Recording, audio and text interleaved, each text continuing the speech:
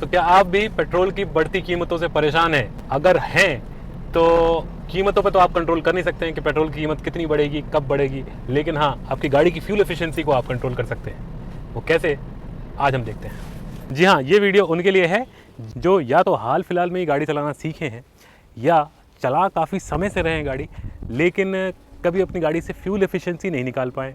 Fuel efficiency का मतलब होता है कि आपकी गाड़ी 1 लीटर पेट्रोल में कितने किलोमीटर चलती है। जो गाड़ी 1 लीटर पेट्रोल में ज़्यादा किलोमीटर चलती है वो गाड़ी ज़्यादा फ्यूल एफिशिएंट होती है, और जो गाड़ी 1 लीटर पेट्रोल में कम किलोमीटर्स चल पाती है वो कम फ्यूल एफिशिएंट गाड़ी होती है। सेम मॉडल की सेम ईयर की गाड़ी किसी को 16 का एवरेज दे रही है, किसी को 22 किलोमीटर प्रति लीटर का एवरेज दे रही है। ऐसा क्यों होता है?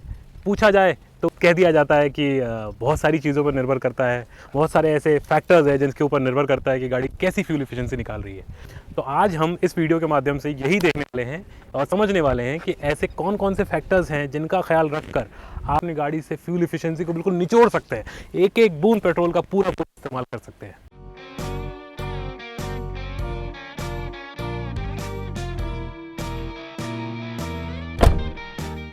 तो ये तो बड़ी जाहिर सी बात है कि अगर आप अपनी गाड़ी का ख्याल पूरी तरह से रखेंगे, सही तरीके से सही समय पर मेंटेन करेंगे, बहुत ज़्यादा चांसेस है कि आपकी गाड़ी आपको अच्छी फ्यूल एफिशिएंसी निकाल कर दे। क्योंकि वो कहते हैं ना, if you take care of your vehicle will take care of you. तो आप जब सुबह सुबह उठते हैं और आपको तुरंत कोई दौड़ने बोल दे, कैसा लगेगा? अचानक से हार्ट बीट तेज़ हो जाएगी, क्योंकि अभी आपकी बॉडी वार्म्ड अप नहीं है। तो जिस तरह वार्म अप किसी इंसान के लिए ज़रूरी है, उसी प्रकार गाड़ी के लिए भी वार्म अप ज़रूरी है। सवाल ये आता है कि पता कैसे चलेगा कि गाड़ी वार्म अप हो चुकी है? सबसे पहली चीज़, गाड़ी को आप जब सुबह सुबह जब स्टार्ट करें, बिल्कुल ठंडी पड़ी थी गाड़ी, उसको जब स्टार्ट करें तो स्टार्ट करते वक्त हमें क्या करना है, हमें सारे बैटरी ऑपरेटेड चीज़ें जैसे कि एसी वगैरह ऑफ करके गाड़ी को धीरे से स्टार्ट करना है। पहले तो इसको इस मोड पे रखना है, इग्निशन मोड पे रखने के कुछ सेकंड बाद हम गाड़ी को धीरे से स्टार्ट करेंगे। गाड़ी का इंजन 1000 आरपीएम पे चल रहा है, क्योंकि अभी गाड़ी मेरी ऑलरेडी गर्म है। लेकिन अगर मेरी गाड़ी गर्म नहीं होती, सुबह सुबह का टाइम होता, तो ये 1000 नहीं बल्कि 1200, 1300, 1500 पे चल रही होती। तो मैं गाड़ी को स्टार्ट करके बस 2-3 मिनट के लिए स्टार्ट करके छोड़ देता ऐसे ही, तब तक के लिए जब तक कि वो आरपीएम 1200, 1500 जहाँ भी है वहाँ से उतर के 1000 के आसपास ना आ जाए। एक बार आरपीएम लो हो गया मतलब वार्म अप हो चुका है गाड़ी का, अब आप इसे चला सकते हैं।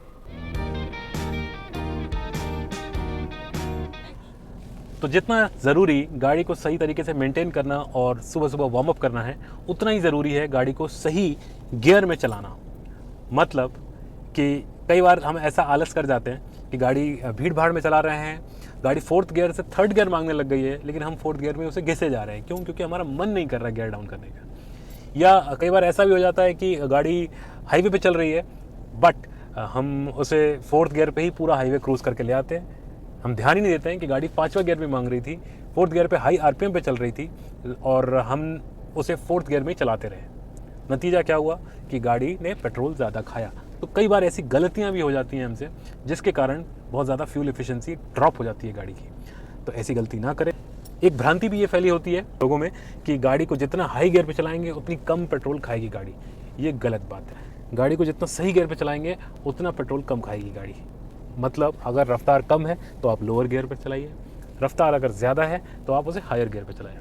कितनी रफ्तार पे कौन सा गियर होना चाहिए, यदि आपको ये समझ नहीं आता तो आप कमेंट सेक्शन में लिख सकते हैं। मैं एक और वीडियो उसके लिए अलग से बना दूंगा कि कब कैसे गियर सिलेक्शन किया जाए। एक बहुत ही महत्वपूर्ण फैक्टर है हमारे टायर्स। अगर आपके टायर प्रेशर सही नहीं है, अंडर इन्फ्लेटेड है, तो भी आपकी फ्यूल एफिशिएंसी ड्रॉप हो सकती है। तो टायर प्रेशर को सही रखना बहुत ज़रूरी है। टायर प्रेशर को अगर आपने ज़्यादा रखा, यानी कि ओवर इन्फ्लेटेड रखा, तो भी कुछ समस्याएं होती हैं। उन समस्याओं के बारे में अगर आप जानना चाहते हैं तो मैं अलग से एक वीडियो बना दूंगा, और आप नीचे कमेंट सेक्शन में अगर लिख देते हैं। टायर प्रेशर कितना रखना है ये जानने के लिए हम गाड़ी में देख सकते हैं। जैसे इस गाड़ी में यहाँ पर दिया हुआ है, ये दिया हुआ है टायर प्रेशर फ्रंट और रियर में दोनों में 36 PSI यानी कि 2.48 बार का टायर प्रेशर आइडियल माना गया है मैन्युफैक्चरर द्वारा। यदि हम ये टायर प्रेशर मेंटेन करें तो हमारी गाड़ी बहुत अच्छा फ्यूल एफिशिएंसी देने के एक कदम और नज़दीक आ जाएगी। एक अफवाह ये भी फैली होती है कि एसी को ऑफ़ कर देने से फ्यूल एफिशिएंसी बढ़ जाती है। पहली चीज़ तो ये कि आप जब एसी ऑफ़ करके चलाएंगे गाड़ी को, तो आप विंडोज़ को डाउन करेंगे। विंडोज़ को डाउन करेंगे तो हवा अंदर आएगी, हवा पीछे जाके टेल गेट से टकराएगी और ड्रैग पैदा होगा। ड्रैग पैदा होगा तो गाड़ी आपकी हवा को काटते हुए आगे नहीं बढ़ पाएगी, इंजन पे ज़्यादा लोड आएगा। तो आपने फ्यूल एफिशिएंसी जो बचाई थी एसी बंद करके, वो फ्यूल एफिशिएंसी गवा दी आपने, क्योंकि अब गाड़ी को ज़्यादा ड्रैग के अपोजिट चलना पड़ रहा है। अब सवाल है कि एसी जब चला ही रहे हैं तो एसी को किस तरीके से चलाएं कि फ्यूल एफिशिएंसी में थोड़ा सा इजाफा हो जाए। तो उसके लिए हमें क्या करना है, हम अक्सर एक गलतफहमी में रहते हैं कि हम अगर एसी के फ़ैन को बहुत ज़्यादा तेज़ चला दें तो फ्यूल एफिशिएंसी ड्रॉप हो जाएगी। ऐसा नहीं है, एसी के फ़ैन को आप चाहे जितना भी तेज़ चलाएं उससे फ्यूल एफिशिएंसी भी कोई फ़र्क नहीं पड़ेगा। हाँ, टेम्परेचर अगर आपने बिल्कुल लो टेम्परेचर पर सेट कर दिया है तो आपके कंप्रेसर को ज़्यादा काम करना पड़ेगा और आपकी फ्यूल एफिशिएंसी ड्रॉप होगी। इसीलिए एक बार जब आप गाड़ी चलाना शुरू करें, बहुत ज़्यादा गर्मी है तो भी टेम्परेचर को एकदम लोवेस्ट पे सेट करके थोड़ा सा चला लें। गाड़ी जब ठंडी हो जाए तो उसे मॉडरेटली कोल्ड पे कर दें। अगर आपकी गाड़ी में ऑटोमेटिक एसी है, ऑटोमेटिक क्लाइमेट कंट्रोल है, तो उसे आप 24 डिग्री या उससे ऊपर सेट कर दें तो वो बढ़िया रहेगा।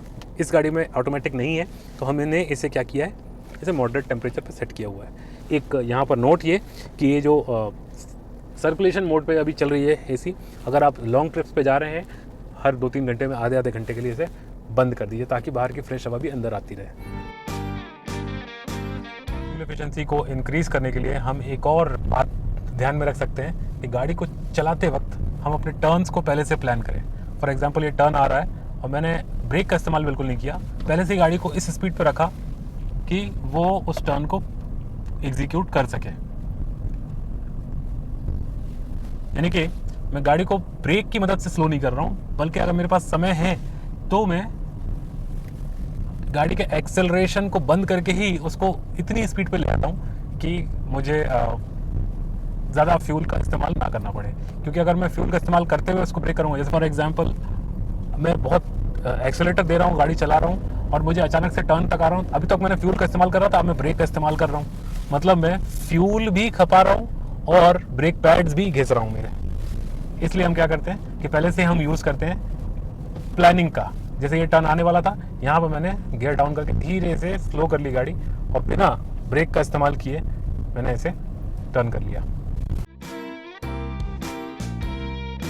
तो आमतौर पर फ्यूल इफिशिएंसी हाईवे पे तो सब निकाल ही लेते हैं, बट कभी कभी हम हाईवे पे भी फ्यूल इफिशिएंसी नहीं निकाल पाते क्योंकि हम समझते नहीं हैं इस आरपीएम गेज को। आरपीएम का मतलब होता है रोटेशन पर मिनट, यानी कि आपका जो इंजन है 1 मिनट में कितने रिवोल्यूशंस ले रहा है। जैसे इस वक्त हमारा जो आरपीएम गेज है वो बता रहा है लगभग 1000 आरपीएम पे इंजन चल रहा है इस वक्त। ठीक है, तो हम कोशिश यही करें कि 1000 आरपीएम पे चले या 1500 या मैक्स टू मैक्स 2000 आरपीएम पे चल जाए। लेकिन उससे ज़्यादा अगर आप चला रहे हैं तो आप अपनी फ्यूल एफिशिएंसी को हैम्पर कर ही रहे हैं।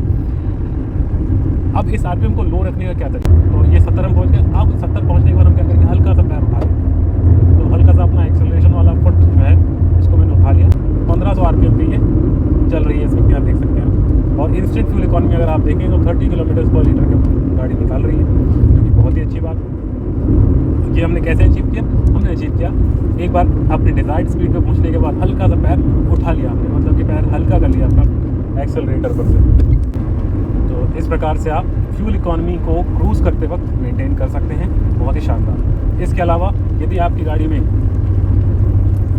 क्रूज़ कंट्रोल जैसा फीचर है तो भी आप बहुत शानदार फ्यूल इकॉनमी मेंटेन कर सकते हैं। क्रूज़ कंट्रोल एक यहाँ पर बटन होगा आपकी गाड़ी, इस गाड़ी में नहीं है वो फीचर, लेकिन यहाँ पर बटन होगा। उस बटन से आप अपनी मॉडरेट स्पीड सेट कर दीजिए और उसके बाद गाड़ी को खुद से फ्यूल इकॉनमी निकाल दीजिए। तो वहाँ पर आपको ये पैर हल्का करने वाली जो चीज़ है एक्सेलरेटर पर से, ये भी नहीं करनी पड़ेगी और सही तरीके से फ्यूल एफिशिएंसी मेंटेन हो जाएगी। जिनका ध्यान रखकर हम अपनी गाड़ी की फ्यूल एफिशिएंसी को बढ़ा सकते हैं। यदि आप बाइक, कार, ट्रक, स्कूटर कुछ भी चलाते हैं तो इनमें से ज़्यादातर बातें उन पर भी लागू होती हैं। इनका अगर आप ध्यान रखें तो आप अपनी फ्यूल एफिशिएंसी को बढ़ा सकते हैं। और यदि ये वीडियो आपको अच्छा लगा हो तो आप सब्सक्राइब बटन भी दबा सकते हैं। अगर आपके मन में कोई डाउट है, कोई संदेह है या कोई समस्या है तो आप हमें कमेंट सेक्शन में लिख सकते हैं पूछने के लिए, और इसे थम्स अप भी दे सकते हैं। तो मिलेंगे हम अगले किसी ऐसे ही वीडियो में जिसमें हम ऑटो IQ आपकी बढ़ाने की कोशिश करेंगे। और तब तक के लिए सीट बेल्ट लगाइए, अगर आप बाइक से चलते हैं या स्कूटर से चलते हैं तो हेलमेट पहनिए और सेफ रहिए। धन्यवाद।